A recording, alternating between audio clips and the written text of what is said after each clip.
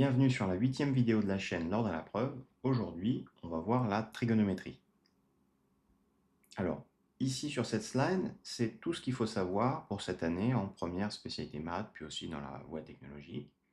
Il y a quelques rappels de troisième et de seconde. Le premier, c'est Casotoa. Pour le cosinus, on sait que c'est le côté adjacent du triangle divisé par son hypoténuse. Pour sinus, le côté opposé par son hypoténuse. Tangente, côté opposé par adjacent. Et puis aussi que la tangente d'un angle, c'est égal au sinus de ce même angle divisé par le cosinus de ce même angle.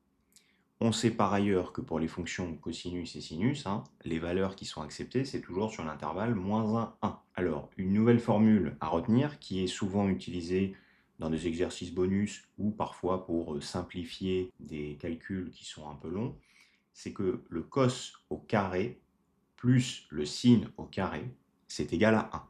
Cos au carré, en fait, là, ça s'écrit de manière cos carré de x, donc c'est bien en fait cosinus de x fois cosinus de x, plus sinus de x fois sinus de x, qui est égal à 1. Ensuite, on a ce qu'on appelle les formules qui sont liées aux angles associés. Alors, on peut avoir de temps en temps des exercices avec un cosinus d'un angle plus un autre angle. Et donc ici, ce qu'il faut retenir de manière mémotechnique, c'est que quand on a cos de a plus b ou cos de a moins b, les cosinus sont ensemble et les sinus sont ensemble, d'accord? Il y a juste une inversion de signe. Quand c'est plus, à droite c'est moins, et à gauche quand c'est moins, à droite c'est plus. Pour les sinus, on conserve le même signe de part et d'autre de l'égalité, sauf qu'on va commencer par sin A. Donc ça va faire sin A cos B plus sin B cos A. Pour sin A moins B, ça va donner sin A cos B moins sin B cos A. Bon, ça se retient plutôt bien.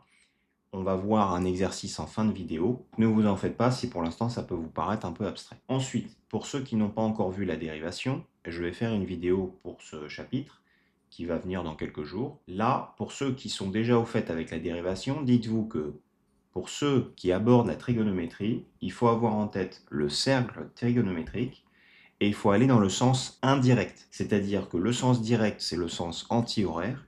Le sens de la dérivation, c'est le sens horaire. Donc si, par exemple, on vous demande de dériver une fonction sinus de x, eh ben, ça va vous donner du cosinus, parce qu'en fait, on tourne bien dans le sens horaire. Le sens de la dérivation, c'est le sens horaire. Donc si on vous demande de dériver du sinus de x, ça va vous donner du cosinus de x. Et ainsi de suite, si on vous demande de dériver du cosinus de x, ça va vous donner du moins sinus x. Et si on vous demande du moins sinus x, ça va vous donner du moins cos x, et le moins cos x, si on dérive, ça va donner du sinus x. On va voir ça dans des exercices en fin de vidéo. Mais en gros, si vous vous rappelez de ça, vous n'avez plus jamais à apprendre la dérivation des fonctions trigonométriques. Alors ensuite, j'ai fait un graphe sur les fonctions sinusoïdes, donc cosinus et sinus. En bleu, on a la fonction cosinus, qui est effectivement paire. Donc paire, ça veut dire qu'il vérifie l'égalité cosinus de x est égal à cosinus de moins x. C'est une symétrie axiale. On voit bien que si on plie la feuille en deux de part et d'autre, on retrouve bien en gros la même courbe qui est dessinée. Sinus est une symétrie centrale, et bien impaire puisqu'elle vérifie l'égalité sinus moins x égale moins sinus x. Voilà, donc ça c'est très important.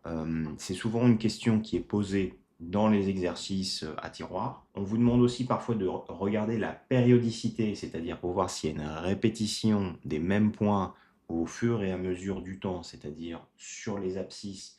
Plus on va loin dans les abscisses, est-ce que les y correspondent aux mêmes valeurs? Et donc ici, on a des fonctions qui sont globalement 2π périodiques, et on va le voir après si on altère un petit peu, ou on les utilise sous forme de composés de fonctions, parfois ça peut même être juste pi périodique. Donc on va voir la périodicité après. Le tableau de valeurs pour la suite, on le connaît puisqu'on l'apprend déjà en troisième. En gros, ce qu'il faut retenir, c'est qu'on a des angles radians qui sont exprimés en pi, et on a des degrés que l'on connaît tous. Je vais expliquer le rapport sur la prochaine slide, mais en gros, c'est à peu près les valeurs qu'il faut apprendre par cœur ici. Un cercle trigonométrique, qu'est-ce que c'est? Un cercle trigonométrique, en fait, c'est un cercle de rayon 1. Et comme le périmètre d'un cercle, ça c'est quelque chose qu'on apprend en 4e, 3e, c'est 2πr, si on réfléchit, en fait, le périmètre d'un cercle de rayon 1, c'est 2π. Ça correspond en tout cas à 360 degrés. Et oui, le tour d'un cercle, ça fait bien 360 degrés, qui est exprimé donc en radians à 2π. La moitié du cercle, c'est-à-dire en fait un demi-tour de cercle, puisqu'on parle en périmètre, ça fait bien 180 degrés, et ça correspond bien à pi, puisque 2pi divisé par 2, ça fait bien pi. Et ainsi de suite. Si je veux le quart, bah, ça fait pi sur 2, puisque pi c'est la moitié, donc la moitié de la moitié, ça va faire un quart. Ça fait 90 degrés, et ainsi de suite, et ainsi de suite, et ainsi de suite. Donc là, déjà, il faut s'imaginer qu'un cercle trigonométrique, c'est un cercle de rayon 1, dans lequel on a un repère orthonormé qui est marqué avec plus 1 à droite, plus 1 en haut, moins 1 en bas et moins 1 à gauche. Là, on a la base du cercle trigonométrique. Dans ce cercle trigonométrique, qu'est-ce qu'on fait? Eh ben, en gros, on s'imagine qu'on a un piquet qui est au centre, on tire une petite ficelle avec un bâton dans la main, et en gros, on va tirer un angle, bien évidemment, tout en restant sur le périmètre du cercle. Donc je fais bouger vers le haut mon bâton, et je vais le positionner en fait à un certain niveau de degré, ou à un certain niveau de radian. Donc là, ici, j'ai choisi le degré 30, c'est-à-dire pi sur 6. Donc effectivement, hein, depuis le centre, on voit que ça dessine bien un angle de 30 degrés. Alors, on a un autre angle usuel qui est pi sur 4 qui correspond à 45 degrés. Ensuite, à pi sur 3 qui correspond à 60 degrés. Pi sur 2, 90. 2 pi sur 3 qui correspond à 120. 3 pi sur 4 qui correspond à 135. À 150. Et ainsi de suite, vous comprenez, pi 180 degrés. 7 pi sur 6, ça fait 210 degrés. Et ainsi de suite. Voilà. Donc bon, vous comprenez la façon dont fonctionne en tout cas le cercle trigonométrique, c'est qu'on fait tourner dans un sens la ficelle et on la positionne sur des angles qu'on va dire plus ou moins usuels. Le sens qu'on a pris, ça s'appelle le sens direct, c'est-à-dire qu'en fait on va dans le sens anti-horaire. Et c'est un sens qui est positif, c'est-à-dire que les angles, on s'accorde pour dire, ok, c'est des angles qui vont avoir une nature de signe qui est positif, d'accord? C'est ce qu'on appelle aussi le sens trigonométrique, c'est le sens de la trigonométrie. Bon. Mais il existe un autre sens. On peut effectivement tourner dans le sens contraire, c'est-à-dire dans le sens horaire, et ça, c'est le sens de la dérivation. Donc petit rappel avec la fiche synthèse que j'avais en début de vidéo, effectivement, quand on part vers le bas, c'est le sens horaire, c'est le sens de la dérivation, mais surtout, c'est un sens qui va être négatif. Donc, faisons-le. Moins 30 degrés, bah, ça correspond bien à moins pi sur 6. Moins pi sur 4, ça fait moins 45 degrés. Moins pi sur 3, ça fait moins 60. Et ainsi de suite, moins 90, moins 120, moins 135. Moins 5 pi sur 6, ça fait bien moins 160. Ensuite, moins pi, bah, ça correspond bien à moins un demi-cercle, donc ça fait bien moins 180 degrés, et ainsi de suite, et ainsi de suite, et ainsi de suite. Voilà. Jusqu'à faire le tour du cercle dans l'autre sens. Donc effectivement, moins 2 pi, hein, ça correspond bien à moins 360. Alors, ici, la magie du cercle, c'est que on va désigner en abscisse et en ordonnée un nouveau schéma. On est toujours dans un repère orthonormé, sauf qu'on va dire que nos abscisses, ça correspond à cosinus. Donc on a des cosinus positifs à droite, des cosinus négatifs à gauche. De la même façon que sur un repère orthonormé pour des fonctions, hein, on a du positif à droite de l'axe vertical et à négatif à gauche de l'axe vertical. Pour les ordonnées, on va dire que c'est sinus. Puis pareillement, hein, en fonction de là où on se situe, par rapport au zéro, bah, ça va être du positif ou du négatif. Et l'idée, c'est que quand on prend un angle, on va se dire, ok, cet angle, par exemple, pi sur 6, à quoi correspond le cosinus de pi sur 6? En fait, ça correspond à faire le projeté, c'est-à-dire qu'on va prendre pi sur 6, on va entre guillemets l'aplatir, c'est-à-dire faire le projeté orthogonal sur l'axe cosinus, puisque c'est le cosinus de pi sur 6 qui nous intéresse. Et si on fait à la calculette, normalement vous devriez trouver 0,84 à peu près, hein, c'est un chiffre arrondi, mais ça correspond surtout à racine de 3 sur 2. Et ça correspond à quoi ce chiffre? Bah, ça correspond à la distance en bleu, c'est-à-dire la distance qu'il y a entre le centre du cercle 0 et le point où on a projeté l'angle pi sur 6 sur les cosinus. Donc, on se rend bien compte qu'on est bien entre 0 et 1, et donc ce 0,84, il correspond en fait à cette longueur bleue que j'ai dessinée sur l'axe des cosinus. On peut aussi faire la même chose avec sinus de pi sur 6, auquel cas c'est encore plus simple, puisqu'en fait, cette fois on projette, on écrase, entre guillemets, le pi sur 6 sur l'axe vertical, c'est-à-dire sur les sinus, et ça va nous donner un demi tout pile. Donc c'est ça l'intérêt de la trigonométrie, c'est de voir en fait qu'on peut convertir des angles en longueur ou des longueurs en angles, en fonction du contexte.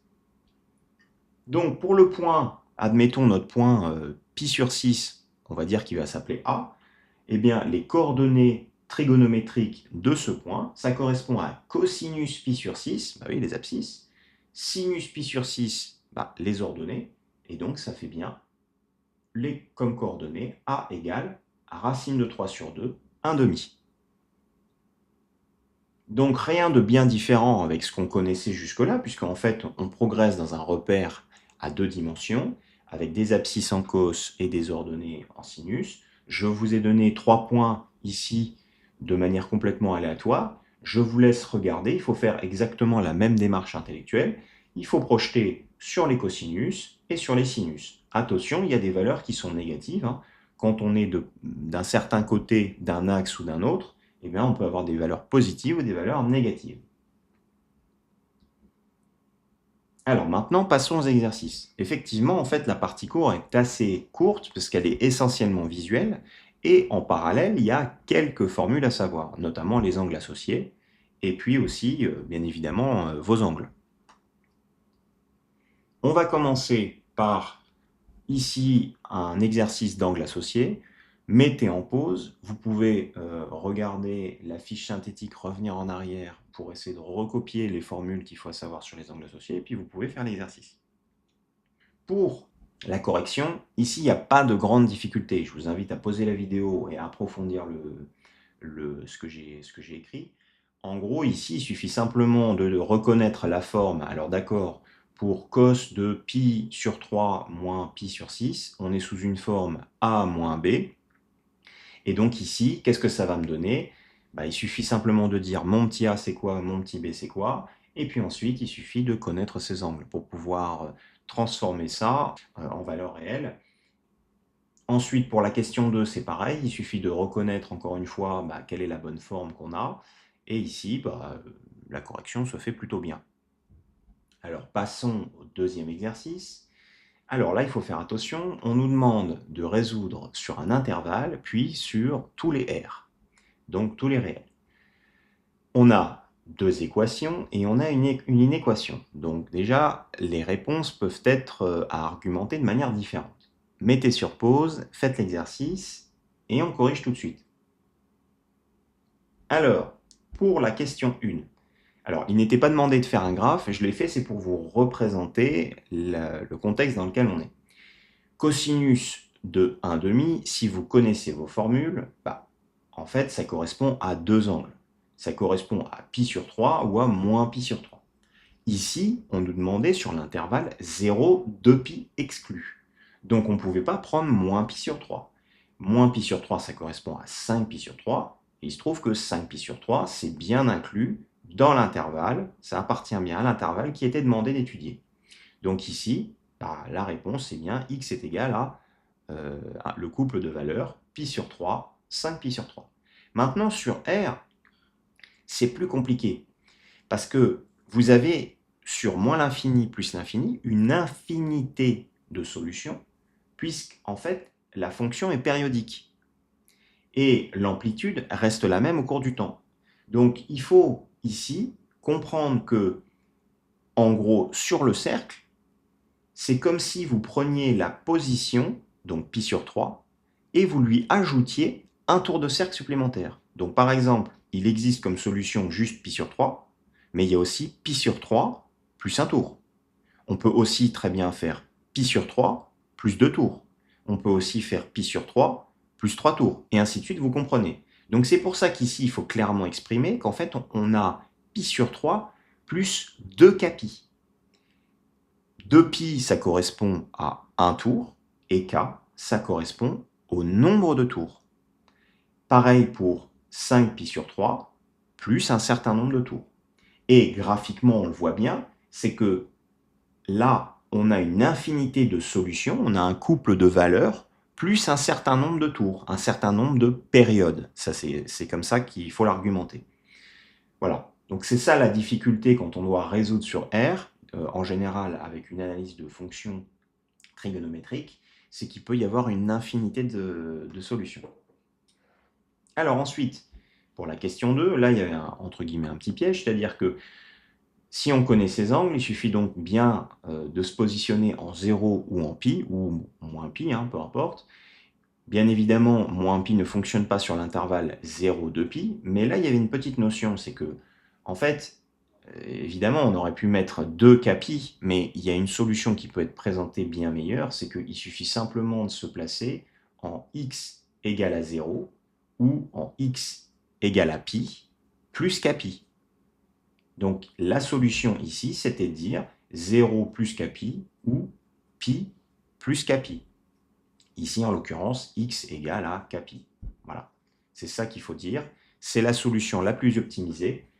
C'est un piège qui retombe souvent dans les exercices, ou en tout cas dans les petits contrôles. C'est pas impossible que vous ayez ça au QCM de l'épreuve anticipée du baccalauréat en première. Voilà, c'est un cas dans lequel il faut prendre conscience que 2k pi, en l'occurrence, ça ne fonctionne pas nécessairement de manière la plus optimale. Alors c'est parti. Maintenant, on va faire l'inéquation. Alors l'inéquation, là la difficulté, c'est que maintenant, il n'y a pas qu'un couple de valeurs solutions, il y a en fait un intervalle de solutions. Ici, sur le cercle que j'ai fait, on voit bien qu'il y a une zone verte sur laquelle on peut s'installer et qui va bien donner un cosinus qui sera, enfin une valeur de cosinus qui sera bien strictement supérieure à racine de 2 sur 2, sachant que c'est strictement supérieur, donc il faudra exclure évidemment pi sur 4 et moins pi sur 4. Comme on se trouve sur 0,2 pi, ici il faut dire, bah oui, bon, alors c'est 0 pi sur 4 exclu, union, 7 pi sur 4, 2 pi exclu. Voilà. Alors là, l'énoncé peut paraître un peu exotique, c'est quelque chose qui retombe une fois de temps en temps dans certains sujets de mathématiques. Sur R, il faut simplement ajouter 2k pi, donc il suffit de dire, bah, c'est simple, hein, c'est 2k pi moins pi sur 4 et 2k pi plus pi sur 4. Voilà, comme ça on a bien dessiné l'intervalle de solution, je l'ai représenté graphiquement ici. Voilà, et ça permet de comprendre en gros les valeurs pour lesquelles on a bien des solutions qui sont strictement supérieures à racine de 2 sur 2. Exercice suivant. Cette fois, c'est un exercice de dérivation. Alors pour ceux qui n'ont pas fait les dérivations encore, vous n'êtes pas obligé de faire cet exercice-là, vous pourrez y revenir plus tard, il y a une vidéo sur la dérivation que je vais faire prochainement. Donc mettez sur pause et on y va tout de suite. Alors pour la question 1, c'est assez simple. Il suffit d'identifier une forme cos de u, qui est en fait la formule que j'ai mise dans la fiche synthétique, hein, c'est je crois, si je me souviens, la première. La dérivée, ça nous donne donc moins u' signe de u. Bah oui, hein, il faut prendre le cercle trigonométrique, on va dans le sens horaire, et de cos de x, on tombe sur moins signe de x. Donc ici, la dérivation se fait toute seule. Pour la deuxième question, ici, il fallait reconnaître, alors il y avait plein de façons de le faire, moi j'ai choisi de reconnaître en fait une forme qui était u puissance n. Donc la dérivée, ça donne n fois u' u puissance n-1. Et donc la résolution se fait sans trop d'encombre. On réutilisera ce calcul dans l'exercice prochain. Et ensuite, ici, pour la question 3, il faut reconnaître une forme u sur v, qui est classique, qui retombe tout le temps, qui est, on va dire, la formule de dérivée la plus unique ou la plus difficile cette année. Et donc, en identifiant bien, eh ben, on se retrouve bien avec moins signe de x divisé par 1 moins cos de x, et tout ça au carré. Alors, il faut bien évidemment, quand vous dérivez, que vous donniez le domaine de dérivabilité. Hein, ça, c'est un geste élégant qui est accepté pour sa rigueur, qui est apprécié, je veux dire. Et surtout, préciser en fait les valeurs pour lesquelles x est pris ou pas pris. Hein. Donc, ça correspond à peu près à la même chose, mais il ne faut pas juste donner les résultats, parce que sinon, après, comme il y a une variable, on ne sait pas vraiment les valeurs que ça peut prendre ou pas prendre.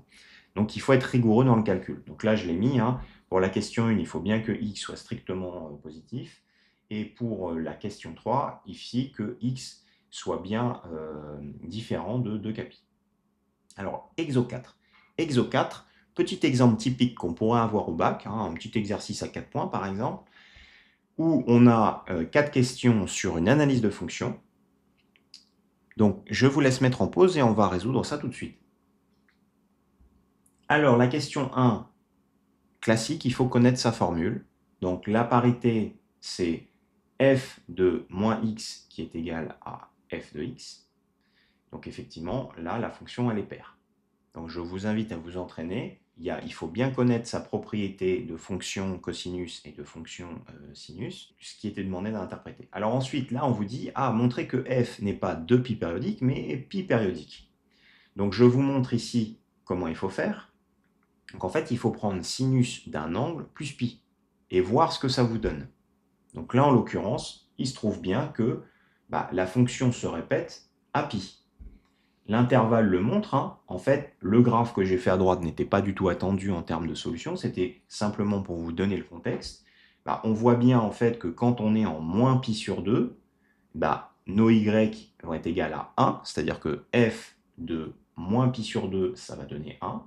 Et si on avance de pi, donc 2 fois pi sur 2, eh bien on se retrouve exactement à la même valeur. Donc c'est là où on se rend compte effectivement que c'est pi périodique. Pour la question 3, c'est un calcul de dérivée qu'on a déjà fait sur la slide précédente, donc il n'y a pas trop d'embûches, hein.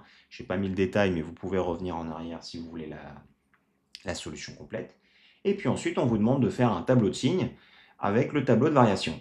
Donc là, c'est pareil, c'est pas trop compliqué. Si vous avez réussi à dériver et à analyser le signe de la dérivée, vous trouvez les variations. Alors attention, il ne faut pas oublier d'injecter les valeurs moins pi sur 2 et pi sur 2 qui sont les bornes pour savoir comment ça monte, et puis d'identifier effectivement l'extrémum de la fonction. Ici, en l'occurrence, c'est un minimum en f de 0 égale à 0. Et voilà. Là, avec ça, déjà, vous êtes bien rentré dans le bain de la trigonométrie. Je vous invite à liker la vidéo si vous avez trouvé ça utile. Vous pouvez aussi lâcher des commentaires ou des questions dans la zone prévue à cet effet en dessous de la vidéo. Je vous souhaite de bonnes révisions et vive les mathématiques!